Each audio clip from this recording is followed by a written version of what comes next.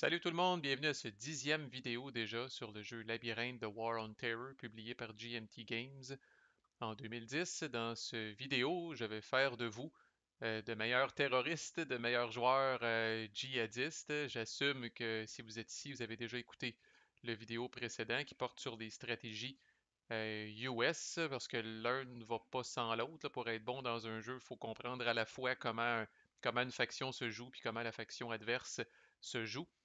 Alors, je vais y aller de trucs, conseils basés sur ma vaste expérience dans le jeu.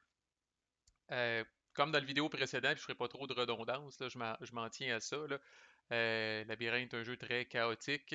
Fait que dès votre première main de carte, tout va changer. Fait que je vais essayer de garder mes conseils le plus universels possible. N'empêche, encore là, le scénario de base qui vient dans la boîte, ça part comme ça avec les 120 cartes qu'on a révisées ensemble. Fait que, let's go. J'en ai parlé dans la vidéo US, c'est crucial, crucial pour le djihadiste d'avoir un bon départ dans ce jeu-là. Et je sais que vous pouvez rien y faire. Ça va être les 9 premières cartes que vous allez piger. Et puis, bon, il y a des games qui vont partir sur des chapeaux de roue. Puis vous allez être capable, là, tu sais, comme je disais, vous allez piger Ben Laden, vous allez réduire le prestige à l'eau, vous allez même fucker la posture mondiale, vous allez avoir des bonnes cartes, un petit martyrdom operation avec ça, là. Fait que des cartes où dès le départ, là, vous allez vraiment là, mettre le US dans le trouble. Et il y a d'autres games, vous allez devoir le travailler un petit peu plus fort. Vous allez avoir un départ un peu plus lent. C'est quand même typique de la plupart des card-driven games. Je vous dirais, c'est peut-être amplifié dans Labyrinthe à cause de l'incroyable deck de 120 cartes. Fait que dans beaucoup de card-driven games, on va commencer avec un plus petit deck, puis des cartes se rajoutent au fur et à mesure que la game avance, là. Mais vraiment, à Labyrinthe, on brasse le gros deck de 120 cartes, puis tout le monde se sert là-dedans. Donc, vos trois priorités dans l'ordre au début, dès vos deux premières cartes, là, nous sommes ici, dès les deux premières cartes que vous jouez dans la game, votre top priorité est de réduire le prestige américain. S'il y a de quoi qui joue en faveur de l'américain dans ce scénario-là, c'est quand même qu'il commence avec un prestige de high. Vous devez absolument vous débarrasser au plus sacrant de ce bonus de plus 1 sur la guerre des idées. Même quelque chose qui fait moins 1 de prestige, mine de rien, par exemple, si l'Américain essaye à ce moment-là de faire la guerre des idées aux Gulf States, à défaut d'avoir un bonus, il y a moins un sur son jet. Alors, il y en a qui s'essayent dans ce temps-là. Moi, je suis pas un grand fan. Il y a des Américains qui vont s'essayer pareil dans ce temps-là, mais il faut qu'ils pognent 6 pour que ça marche. S'ils pognent 5, moins un, ça donne 4. Ça leur donne un aid qui fait que la prochaine fois, 5 ou 6, ça va marcher, là. Mais on s'entend que c'est tough. Donc, de réduire ça à 6, c'est déjà majeur. Là. Fait que je dis pas, c'est pas nécessaire de ramener le prestige à 1 complètement. Là, juste de le réduire de 1, c'est suffisant. Et vous avez quand même pas mal de cartes qui font ça. À défaut d'avoir ça, dans votre main initiale, votre priorité est, vu que l'Américain commence à hard, est de fucker sa posture. Ce qui n'est pas si compliqué que ça. Là. Tout ce que vous avez besoin de faire, en théorie, c'est de tester deux pays non musulmans et d'espérer que les deux pays non musulmans vont tester soft. Fait que typiquement, surtout si on fait attention à nos cellules, on peut commencer par aller avec une carte de 2 en Asie centrale, puis dès votre deuxième carte, si vous voulez, vous pourriez amener une cellule en Russie, puis une cellule en Chine. Alors là, à ce moment-là, vous allez tester la Chine et vous allez tester la Russie. Et c'est mon jour de chance, j'ai pogné 3 dans les deux cas. Les deux ont testé soft. Vous venez d'infliger une pénalité de moins 1 sur la guerre des idées à l'Américain. Vous y forcez à fixer ça ou à vivre avec cette pénalité-là de moins 1. Attention, poussez pas votre lock parce que si vous continuez et vous dites waouh, c'est cool des pénalités comme ça, j'aime ça, je veux que l'Américain en aille plus, et vous dites tiens, je vais partir de Russie puis je vais m'en aller en Europe un petit peu, ben là, si vous testez, ah là, le scénario ne s'est pas produit, mais si vous êtes bad lucker puis vous testez 5 ou 6, ben là, soudainement, l'Eastern Europe vient de tester hard et vous venez vous-même, comme djihadiste, de fixer le problème de l'Américain. Alors, merci beaucoup. C'est pas ça le but. Là. Dès qu'il y a un problème de posture, laissez-le s'arranger avec, laissez-le gaspiller des cartes pour fixer ça. Dans le cas où ça marche pas capable de réduire le prestige, pas capable de bousiller les relations là, avec le monde, euh, distrayez l'Américain. Okay? Distractez-le, distrayez-le, faites de quoi attirer son attention ailleurs. Je vous donne un exemple où je ne serais pas capable de fucker le prestige ni la relation avec le monde, mais j'aurais par exemple martyrdom opération. Mais je bouge une cellule au Pakistan puis je joue martyrdom opération. Alors je tue ma cellule et je la remplace évidemment par un cadre, mais surtout je la remplace par deux plots. Alors là, je force le US réagit ou sinon mes deux plots vont résolver, puis le Pakistan risque fort de tomber poor suite aux plots qui vont résolver. OK, mais essayez d'attirer l'attention du US ailleurs, essayez de le préoccuper avec d'autres actions que vous allez faire là, pour pas qu'il passe la totalité de son tour à faire la guerre des idées. Parce que mine de rien, au début de la game, le US aussi a 9 cartes. Donc si vous avez rien dans votre main pour réduire le prestige, puis si vous n'êtes pas capable d'amener la posture du monde à soft, ben, c'est 9 cartes potentielles que l'Américain peut utiliser pour faire la guerre des idées. Puis comme on a vu dans le vidéo précédente, il n'y a pas besoin de 25 rôles pour que ça marche. Alors ça peut débouler très très rapidement. Alors mettez-y une sérieuse pression. Puis je vais faire quelque chose que je vais peut-être faire aussi dans d'autres vidéos euh, éventuellement, là, surtout si vous le demandez gentiment. Là, mais je vais simuler une main de cartes. Là. Fait que je suis djihadiste, je commence, alors je shuffle le deck ici, puis je m'en viens dans la main du djihadiste et je vais piger 9 cartes. Let's see what we have. Oh my god, déjà là, ça me donne le goût de jouer. Moi, j'aime tellement ce jeu-là. Là. Alors, c'est. Je n'ai pas de carte pour réduire le prestige. Alors, ça, c'en est un exemple. Là. Je regarde, évidemment, il n'y a pas de carte US dans le jeu de base, je crois, qui réduisent le prestige. Alors, je regarde mes cartes euh, djihadistes à ce moment-là. Par contre, j'ai Martyrdom Operation et j'ai Oil Price Spike. Donc, moi, ça vient tout de suite de faire toung dans ma tête et je viens de me dire, OK, je vais probablement aller au Pakistan, jouer Martyrdom Operation, euh, éventuellement recruter d'autres cellules en Afghanistan, puis peut-être même éventuellement amener une cellule au Gulf States, retourner chercher Martyrdom Operation avec Oil Price Spike et je vais la rejouer.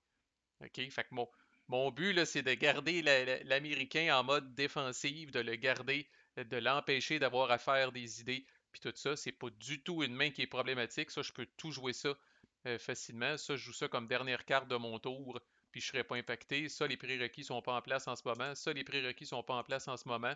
Puis ça, évidemment, je vais jouer ça au moment où il n'y a pas de backlash et let's roll. Je vais les jouer au moment où il n'y aura pas de plot sur le board. Donc, c'est pas une bien problématique. L'autre option, si vous voulez gosser un petit peu puis fucker la posture, c'est de jouer homegrown. On place une selle au UK. On va donc tester le UK. Alors, je regarde. Le UK a testé hard. Fait que ça, déjà là, c'est un cas. Je vais revenir comment est-ce qu'on était dans le setup au début. Là.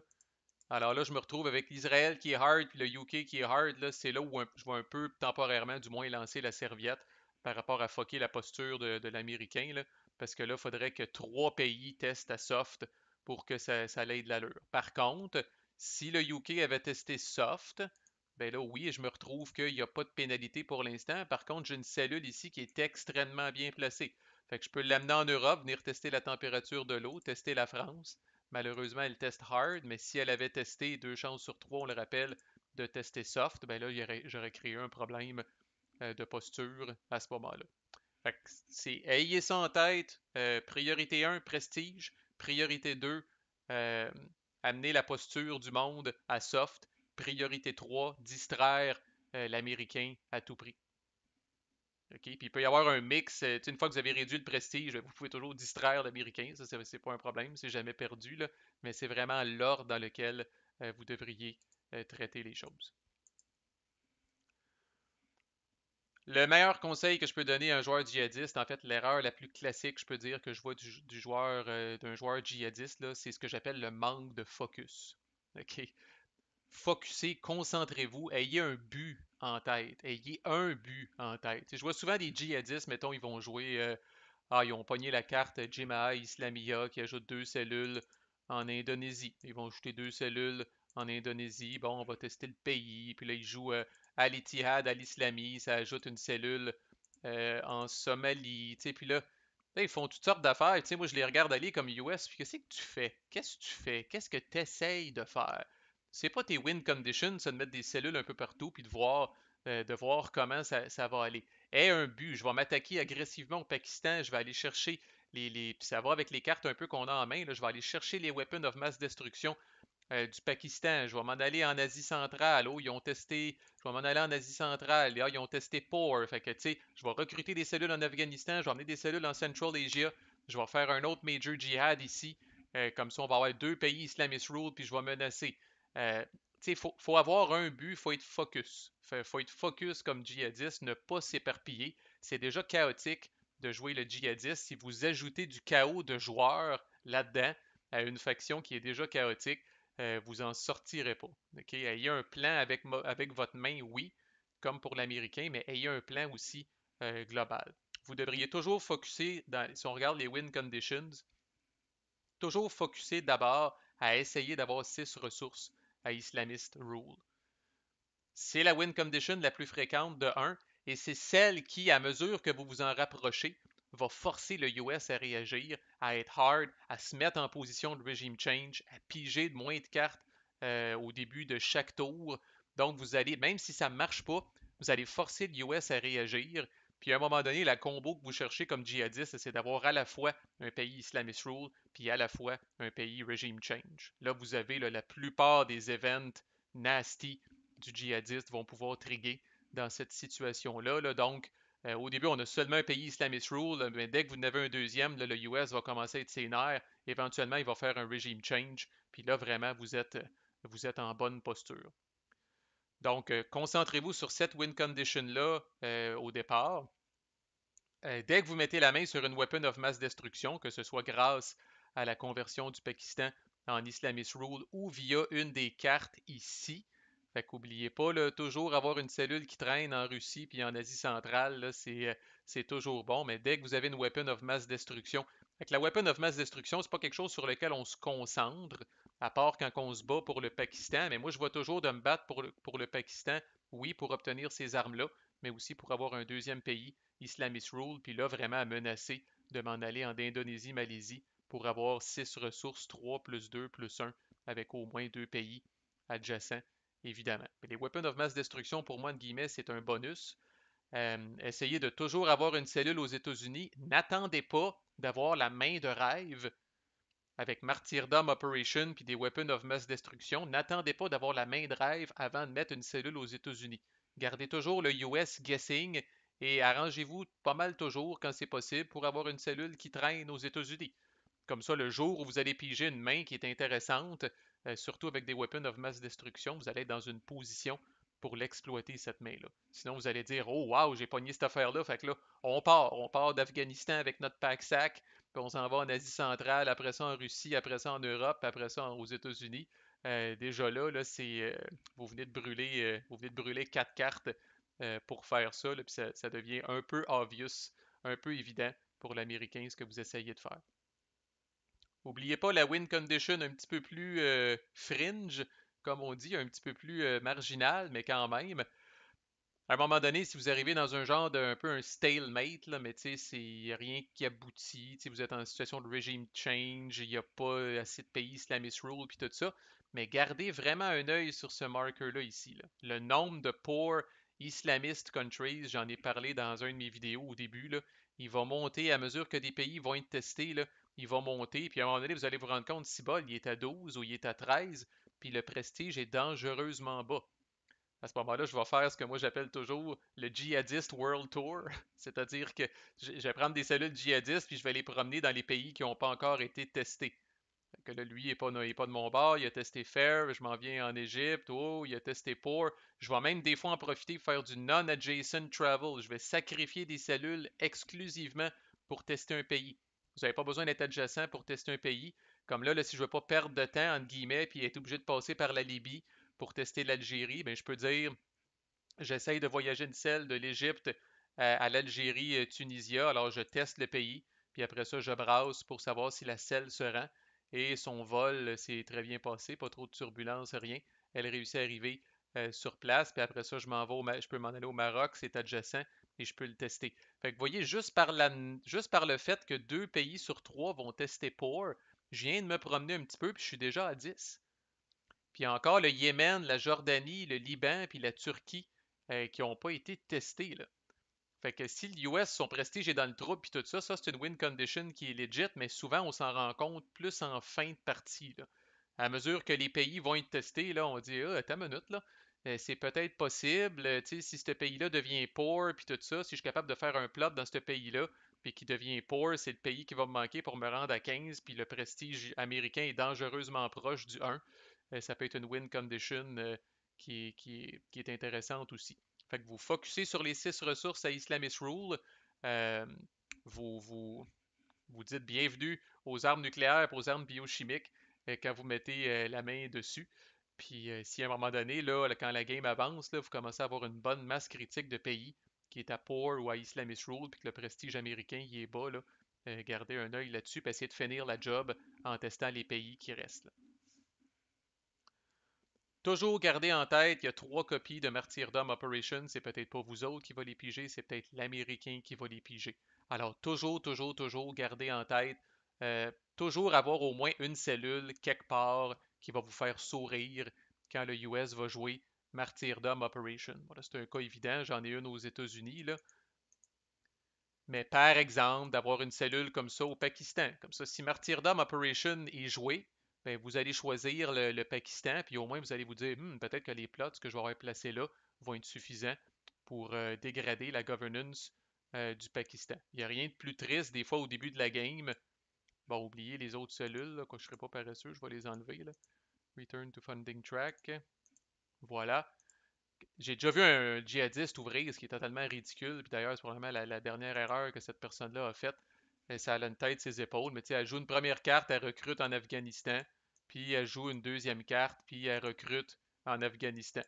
Puis croyez-le ou non, comme US, on arrive, puis on dit bon, ben je vais jouer un Martyrdom Operation. En plus, Martyrdom Operation dit que ça peut même pas se produire dans un Islamist rule country. Puis même si c'était le cas, le djihadist funding est déjà à 9.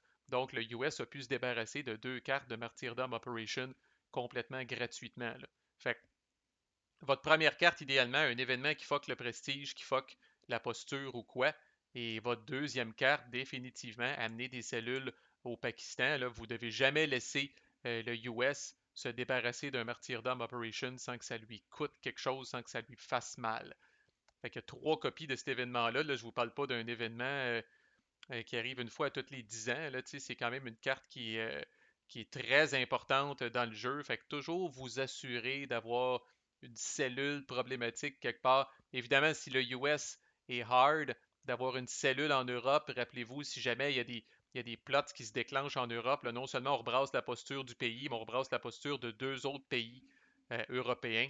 Most likely, ils vont tester soft. Vous allez peut-être même pouvoir targeter les pays qui sont déjà hard, puis vous allez sérieusement créer un problème de posture pour l'Américain.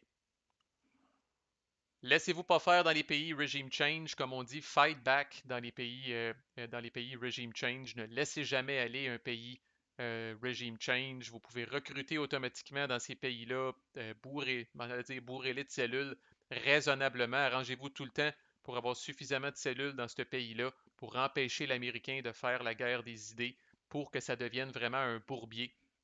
Si votre funding reste bon, mais que l'Américain est en position de regime change, vous allez piger 9 cartes par tour, il va en piger 8. Éventuellement, il va peut-être même en piger 7 s'il est commis dans deux pays différents en regime change. Fait qu'utilisez cet avantage-là de cartes pour vous battre. Fait que typiquement, un regime change, il y a des exceptions, là, mais typiquement, un regime change, 2 secondes, pour mettre le marker, là, juste pour qu'on se mette dans l'esprit des choses. Puis là, ben, il y aurait tout un tapon de troupes américaines, au minimum 6, peut-être plus. Mais un regime change, c'est comme ça. Fait que les cellules peuvent être actives là, au moment où ça arrive, mais à mesure que vous allez recruter des nouvelles cellules, ils vont être sleepers. Étant donné que vous autres, vous pouvez recruter automatiquement avec une carte de n'importe quelle valeur, l'Américain, lui, pour disrupter dans une situation comme ça y prend 3 ops. Fait qu'à un moment donné, là, veut pas, là, mathématiquement, vous allez le dépasser, là, parce que vous êtes capable de jouer une petite carte de 1 pour recruter, une petite carte de 2 pour recruter. Lui, quand il veut disrupter, il disrupte une seule fois, puis avec une carte de 3. Puis s'il disrupte et puis il y a juste des cellules sleeper, il va juste les flipper actives. Fait qu'à ce moment-là, les cellules sont même pas removed. Fait qu'éventuellement, là, vous allez gagner un peu cette guerre-là avec avec l'Américain, là, puis il va, comme on dit, il va run et out de cartes de 3. Il sera plus capable de garder le pace avec vous, là. Fait que vous avez vraiment un petit edge, profitez-en. N'évacuez pas un pays regime change. Il y a plein d'événements dégueux djihadistes qui existent dans les pays regime change, surtout quand il y a des cellules dans le pays. Là, fait que vraiment, profitez-en. Et vous êtes supposé de faire payer l'Américain, comme dans la vraie vie, qui fait une opération de regime change. Si le pays teste fair, malheureusement, lors du début du regime change, essayez de faire des plots ou même des minor jihad au plus vite pour essayer de ramener le pays à poor. Parce qu'il y a une grosse différence entre fair et poor au niveau de la valeur des cartes que le US peut jouer, entre autres pour disrupter. Là. Fait que vous voulez vraiment que ce soit à poor, puis le forcer à brûler ces belles cartes de 3, puis de ne pas les avoir disponibles après ça pour alerter des plots à d'autres endroits. Si jamais au Pakistan, bon, le US, ça va bien, il met allié, il met des troupes dedans, il amène même à Good, là, oubliez pas là, le next step, prochaine destination définitivement pour le djihadiste, l'Irak et la Syrie. Si vous voulez avoir la paix d'esprit, ils sont adversary, sont intouchables. Alors vous amenez une première cellule en Irak, puis là vous jouez des cartes, puis vous recrutez en Irak. Quand vous allez avoir 5 cellules en Irak, puis que vous allez avoir une carte de 3, le moment est peut-être venu pour convertir l'Irak à Islamist Rule. Puis là s'il n'a pas déjà bougé, l'Américain va devoir bouger parce que l'Afghanistan vaut 1, l'Irak vaut 3 et next step, la Syrie qui vaut 2. Ça vous donne vos 6 ressources. Donc, vous allez forcer l'Américain à descendre en Irak minimalement. Puis encore là, il y a un mix d'événements, certains bons, certains pas bons, là, quand on tombe en situation de regime change en Irak, là, mais vous devriez encore là être capable de faire payer le prix à l'Américain, puis d'y rendre la vie difficile quand il va être là. Bon, si vous voulez être safe pour faire un major jihad, j'en ai parlé un petit peu dans la vidéo US. Alors, si vous amenez seulement 5 cellules dans un pays avant de faire un major jihad, n'oubliez jamais que vous pouvez blâmer les dés, c'est sûr, on peut toujours les blâmer les dés. Alors, vous pouvez blâmer les dés, mais si vous avez seulement 5 cellules dans un pays puis vous faites un major jihad, vous avez littéralement 50% de chances de succès, pas 1% de plus, pas 1% de moins. C'est 50% de chances de succès. Et comme je disais dans la vidéo US, il faut plus penser quelle est la conséquence si ça fail. C'est pas si pire 50% de succès, mais quelle est la conséquence si ça fail? Mais comme j'ai mis dans la vidéo US, toutes vos cellules sont actives. Vraisemblablement, 2 cellules sont mortes parce que vous avez eu 2 fails. Vous avez un besieged régime, mais par contre, et c'est ça, c'est là où le bas blesse, euh, le pays est devenu allié. Alors vous avez perdu toutes ces hops-là, perdu du temps. Ce que j'aime faire, peut-être que je suis trop conservateur, mais en même temps, j'ai pas juste joué 200 games, j'ai un assez bon track record aussi euh, en termes de victoire. Mais ce que j'aime faire quand le feu est pas pris, surtout quand j'ai réussi justement à baisser le prestige de l'Américain ou à mettre la posture du monde à l'envers de lui, puis qui est occupé à essayer de fixer ça, mais quand je peux me le permettre, je vais amener 7 cellules dans le pays. Qu'est-ce que ça fait si j'amène 7 cellules dans le pays? Je m'arrange après ça pour avoir 2 fois 3 hops, soit 2 cartes de 3 naturelles ou une carte de 3 puis déjà des réserves en banque d'une autre carte avant. Mais je m'arrange pour être capable de faire 2 card play de suite à 3 hops. Fait que ma première carte, je vais m'essayer. Si je tombe du bon côté du 50%, merveilleux. On rappelle que la situation originale, c'est ça ici. Si je tombe du bon côté du 50%, puis il devient Islamist Rule, tant mieux. Ces cellules-là ne sont pas perdues. Je vais les traveler pour les amener ailleurs, puis c'est tout. Mais si je tombe du mauvais côté du 50%, ben là, toutes mes cellules vont être actives. J'ai 2 cellules qui vont être mortes vraisemblablement, et là, il va être allié, effectivement, et il va avoir un besieged regime. Mais là, guess what? C'est encore mon tour. C'est mon tour de jouer une deuxième carte, et j'ai encore 5 cellules dans le pays. J'ai encore 5 cellules de plus que le nombre de troupes. Et c'est un des avantages de Labyrinthe de jouer 2 cartes back-à-back sans possibilité de riposte. Je peux tout de suite jouer ma deuxième carte de 3 et je me restais. Mais là, je n'ai besoin que d'un succès. Alors là, j'ai 7 chances sur 8 que ça marche. Et là, oui, vous pouvez blâmer le hasard. Si vous pognez 4, 5 et 6 sur vos dés, aucun succès, ben là, c'est la fin du monde. Là. Les 3 cellules meurent et le pays demeure comme ça. Et là, c'est au tour de l'Américain. Toute bonne chose a une fin. Et là, l'Américain va pouvoir amener des troupes. Et là, vous pouvez vous dire, j'ai vraiment tout donné.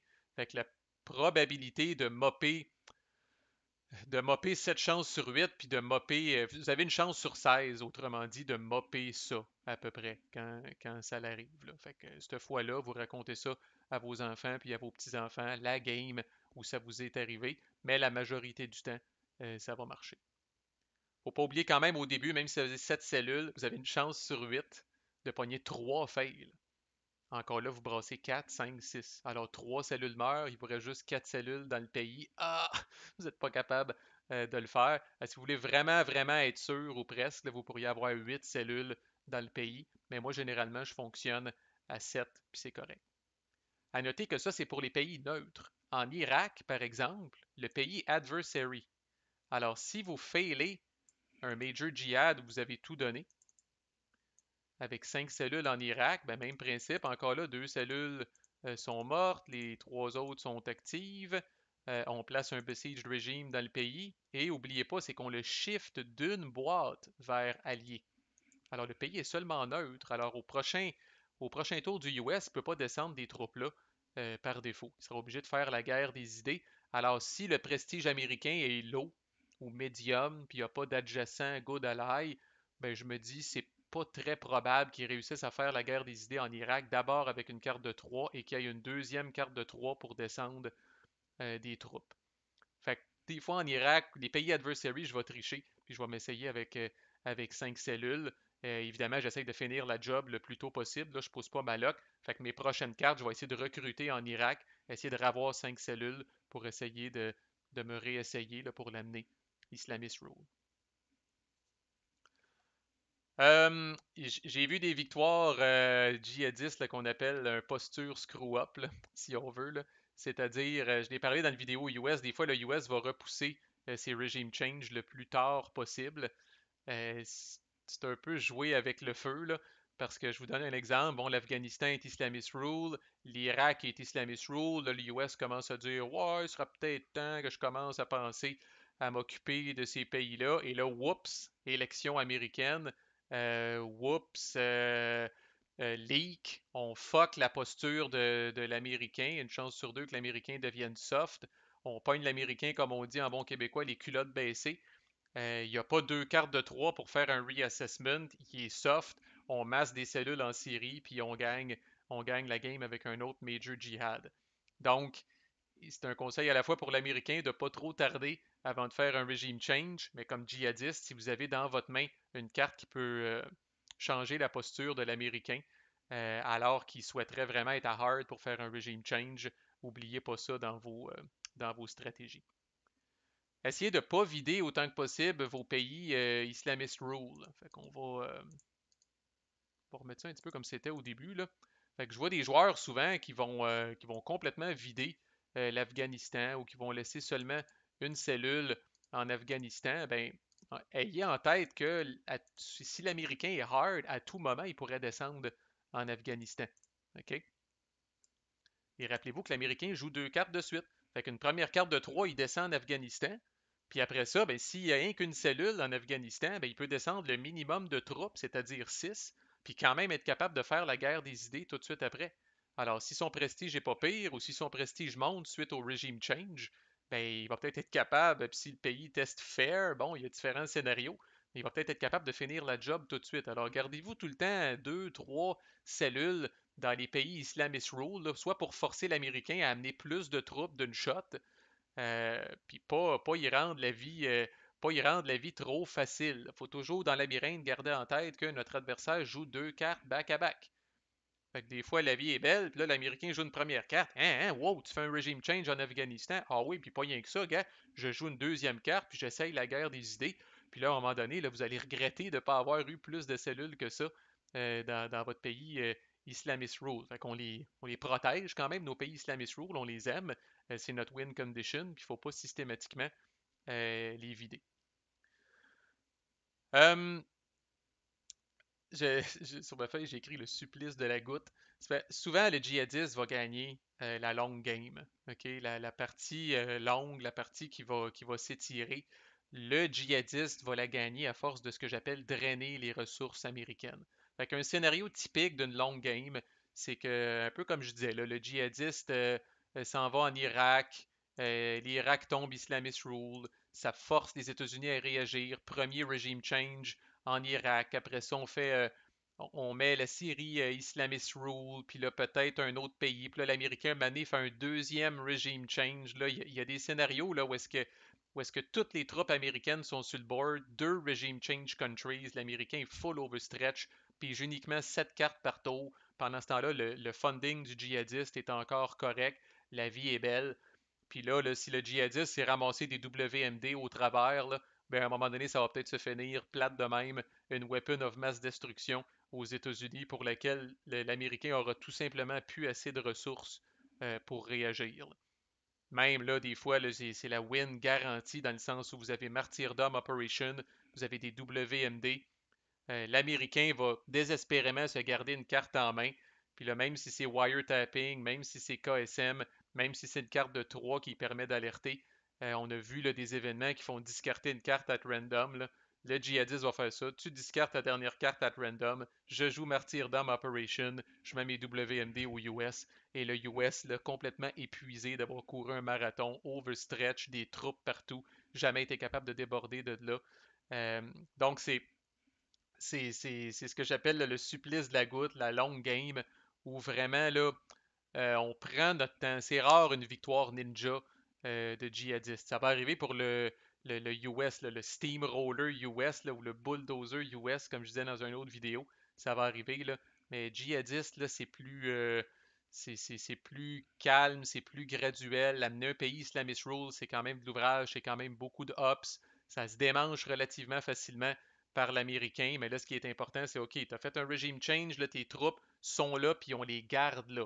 On les garde là, on les enlise dans ce pays-là. Maintenant, je vais aller dans d'autres pays, puis tout ça, te forcer à faire ça une deuxième fois, te mettre en overstretch. Puis là, après ça, c'est là que les autres win conditions peuvent devenir intéressantes. Maximiser toujours les cellules actives aussi. Fait que, mettons, là, on va revenir ici en situation de regime change. On va mettre ça allié, tac, tac. Il y a un paquet de troupes, comme il se doit dans un regime change. Bon, c'est votre tour, vous êtes le djihadiste, vous êtes comme ça, vous êtes dû pour faire votre first plot pour ignorer l'événement américain, puis vous vous dites, bon, tant qu'à faire mon first plot n'importe où, je vais le faire en Afghanistan parce qu'on le rappelle, chaque plot qui se déclenche dans un pays qui a des troupes, c'est moins 1 de prestige. Les regime change countries sont une assez bonne cible.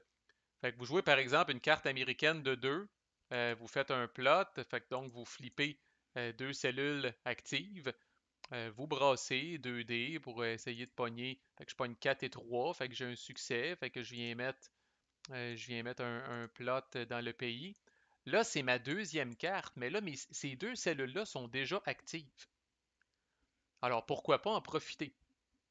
OK, fait que je rejoue une carte de 2, je réutilise les deux mêmes cellules qui sont encore actives et je brasse, je pogne 6 et 3, je pogne un autre succès, je viens mettre un autre plot.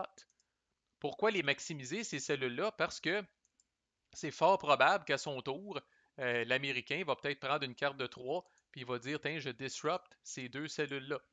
Alors au moins, merci beaucoup, guys. Vous avez fait genre un attentat à la voiture piégée, puis un attentat suicide quelconque, peu importe, mais on a maximisé à ce moment-là les cellules actives. Donc si vous avez à faire des plots, visez des cellules qui sont déjà actives, essayez de profiter de vos deux cartes back-à-back pour tirer le maximum de ces cellules-là avant que typiquement ils se fassent disrupter par l'Américain. Ayez pas peur du Minor Jihad, c'est un outil très puissant.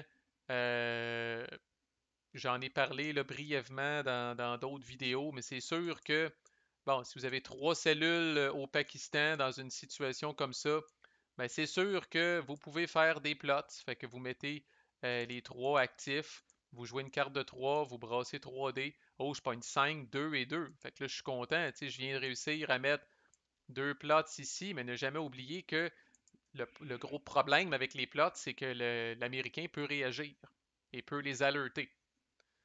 Alors, avec la même situation, c'est plus risqué, c'est sûr, c'est plus dur sur les nerfs, je comprends, mais avec la même situation, je peux dire non, je ferai pas 3 plots, je vais faire 3 minor jihads. Et c'est le même principe, je mets les 3 cellules actives, je brasse 3 dés. Pourquoi je dis c'est plus dur sur les nerfs? Parce que là, à ce moment-là, les failures, la cellule meurt. OK?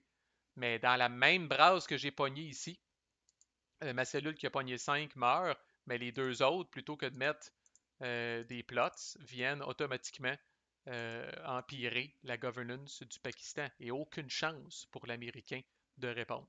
Donc, quand vous êtes flush avec des cellules, quand vous en avez beaucoup, quand vous baignez dans les cellules, beaucoup de gens se sont ralliés à la cause djihadiste. L'Afghanistan est plein.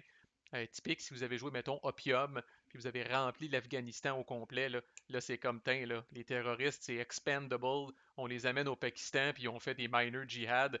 Quand j'ai du luxe comme ça, je vais même m'essayer des fois avec des pays de 1.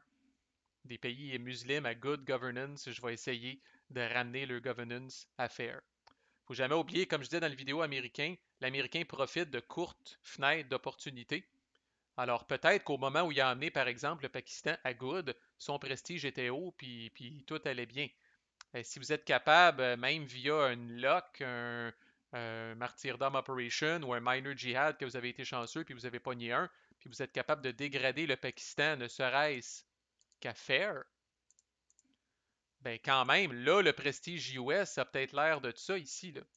Alors même si ça a été facile peut-être au début de la game pour le US d'amener le Pakistan à good, là ça l'est peut-être beaucoup moins. La situation a changé, son prestige n'est pas pareil. Il y a peut-être une GWAT penalty, puis il n'est pas capable de le faire. Et passer proche, ça compte pas, comme on dit. Alors un pays à faire ne compte pas dans la fameuse win condition américaine d'avoir 12 ressources à good. Et dernier tips, peut-être garder vos weapons of mass destruction soit pour les États-Unis, évidemment, qui est une win condition, ou pour les regime change countries, si jamais le prestige américain est élevé. Alors, si le prestige américain est élevé et vous avez une weapon of mass destruction, puis vous êtes loin des États-Unis, ben, si vous avez plusieurs cellules quand même en Afghanistan, puis qu'à un moment donné, je sais pas, là, vous faites un plot, puis vous avez un rôle un peu comme ça, 5, 2 et 2, donc vous avez 2 succès. Des fois, ça va m'arriver de mettre un plot normal puis une weapon of mass destruction. On rappelle que si la weapon of mass destruction pète dans un pays qui a des troupes, le prestige est carrément réduit à 1. Au minimum, le fait de l'avoir, la weapon of mass destruction, vous allez rendre l'Américain fou parce qu'à toutes les fois que vous allez placer des plots dans des pays avec des troupes, il va se dire s'agit-il de la weapon of mass destruction? L'a-t-il vraiment flobé dans ce pays-là plutôt que de la garder pour les États-Unis? Alors vous allez toujours le garder guessing. Voilà, ma foi, c'est un moment émouvant. Je ne sais pas, ceux d'entre vous qui ont écouté les 10 vidéos, d'abord, c'est pas un biscuit que je vous donne, c'est un gâteau au complet. Merci beaucoup de votre écoute. Questions, demandes spéciales, postez ça dans les commentaires. Si le traitement que j'ai fait sur ce jeu-là vous intéresse, euh, regardez d'autres jeux dans d'autres playlists sur la chaîne. Je vais toujours avoir ce traitement-là, si on veut, en profondeur de chacun des jeux euh, que je vais couvrir sur la chaîne, parce que je trouve ça intéressant d'aller un petit peu plus dans le détail que simplement euh, un vidéo de règles. Fait que avant qu'on se mette toutes à pleurer, je vous souhaite encore une fois merci de votre écoute. Bonne chance dans vos futurs games de labyrinthe, puis tenez-moi au courant si ce que j'ai dit vous a aidé à devenir meilleur. À la prochaine!